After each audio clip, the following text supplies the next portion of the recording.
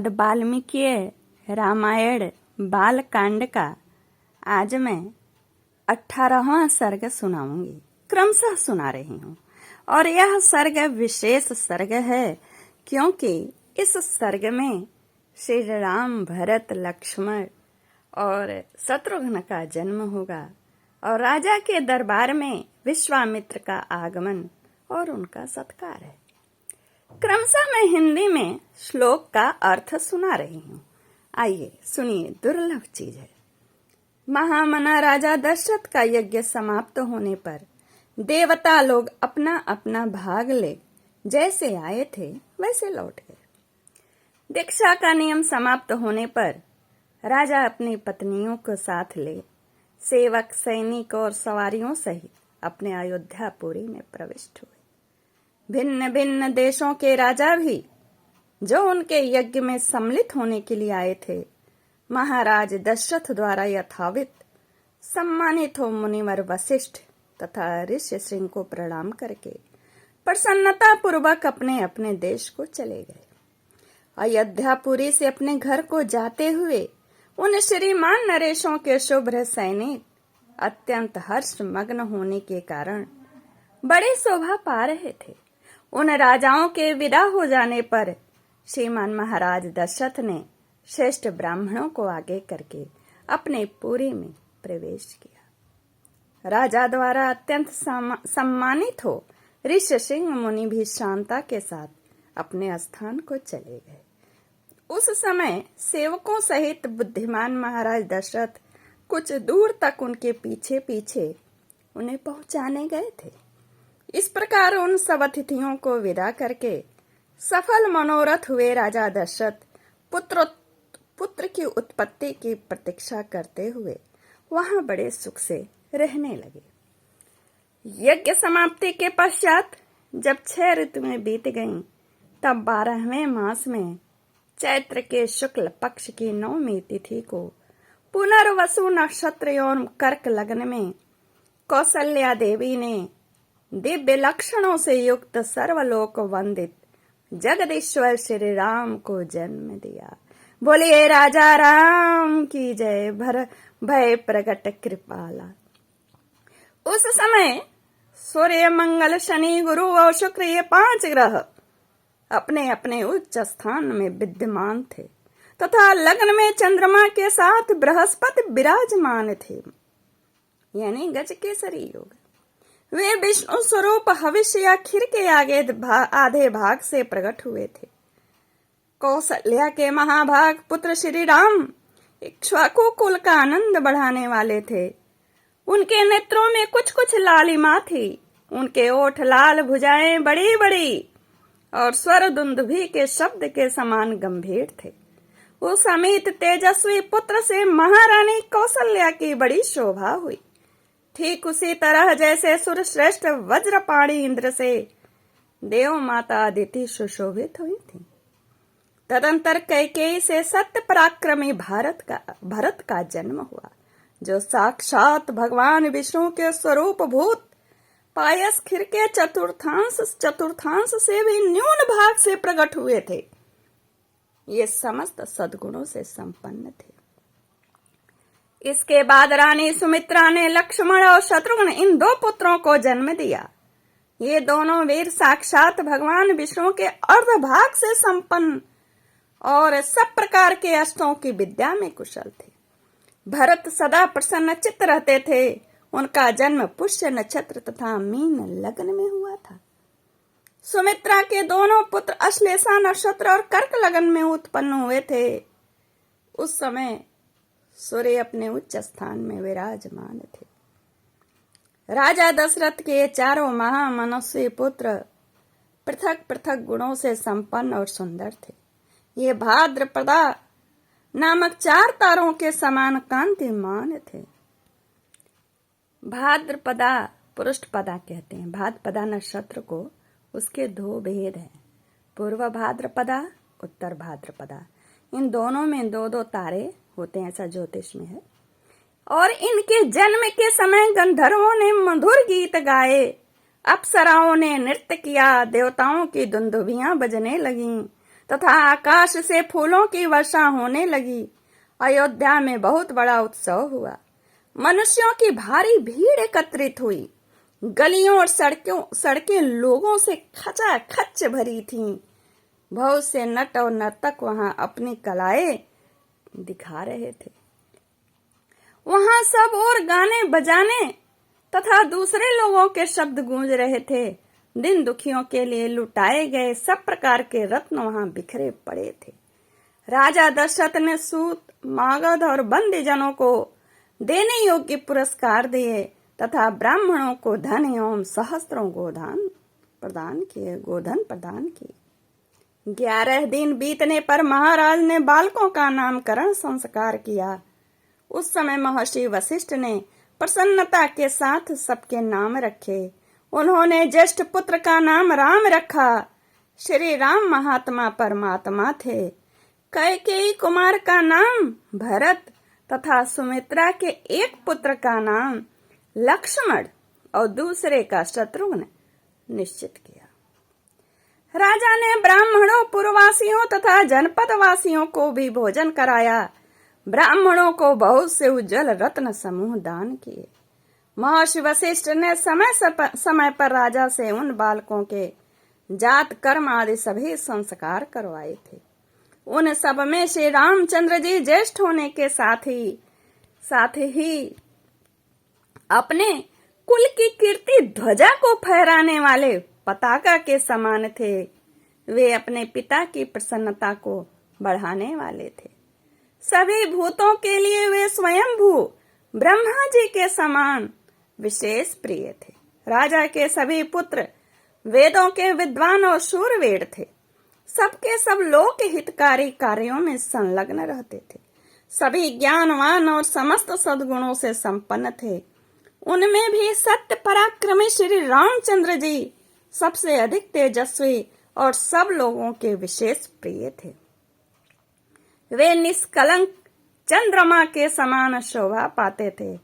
उन्होंने हाथी के कंधे और घोड़े की पीठ पर बैठने तथा रथ हाँकने की कला में भी सम्मानपूर्ण स्थान प्राप्त किया। वे सदा धनुर्वेद का अभ्यास करते और पिताजी की सेवा में लगे रहते थे। लक्ष्मी की वृद्धि करने वाले लक्ष्मण बाल्यावस्था से ही श्री रामचंद्र जी के प्रति अत्यंत अनुराग रखते थे। वे अपने बड़े भाई लोकाभिराम श्री राम का सदा ही प्रिय करते थे और शरीर से भी उनकी सेवा में ही जुटे रहते थे। शोभा संपन्न लक्ष्मण श्री रामचंद्र जी के लिए बाहर विचरने वाले दूसरे प्राण के समान थे। पुरुषोत्तम श्री राम को उनके बिना नींद भी नहीं आती थी। यदि उनके पास उत्तम भोजन लाया जाता तो श्री रामचंद्र जी उसमें से लक्ष्मण को दिए बिना नहीं खाते थे। जब श्री रामचंद्र जी घोड़े पर चढ़कर शिकार खेलने के लिए जाते, उस समय लक्ष्मण धनुष लेकर उनके शरीर की रक्षा करते हुए पीछे पीछे जाते थे।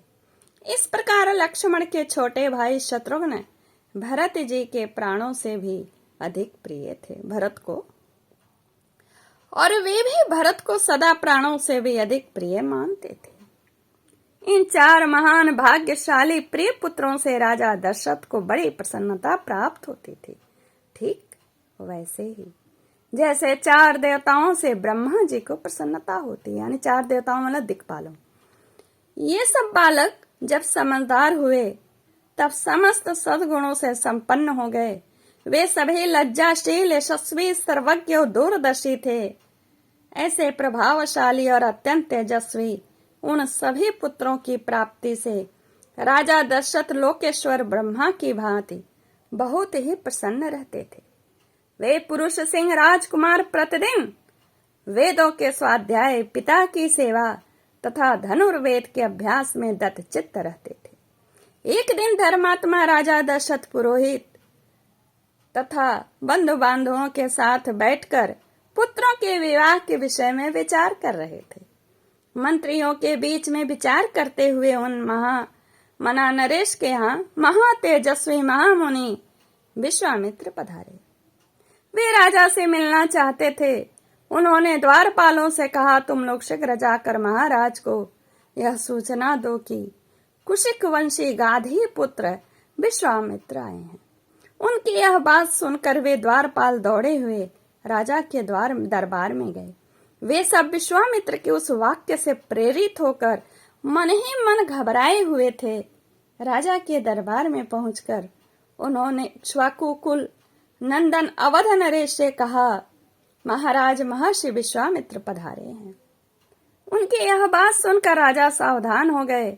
उन्होंने पुरोहित को साथ लेकर बड़े हर्ष के साथ उनकी आगवानी की, मानो देवराज इंद्र ब्रह्मा जी का स्वागत कर रहे हों। विश्वामित्र जी कठोर व्रत का पालन करने वाले तपस्वी थे।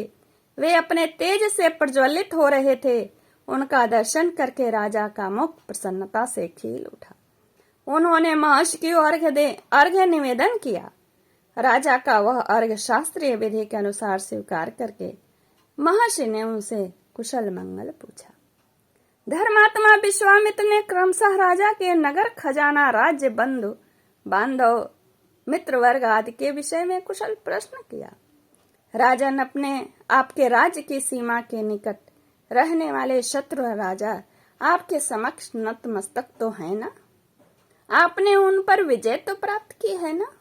आपके यज्ञ याग आदि देव कर्म और अतिथि सत्कार आदि मनुष्य कर्म तो अच्छी तरह संपन्न होते हैं ना? प्रश्नवाचक शब्द से पूछ रहे हैं विश्वामित्र जी।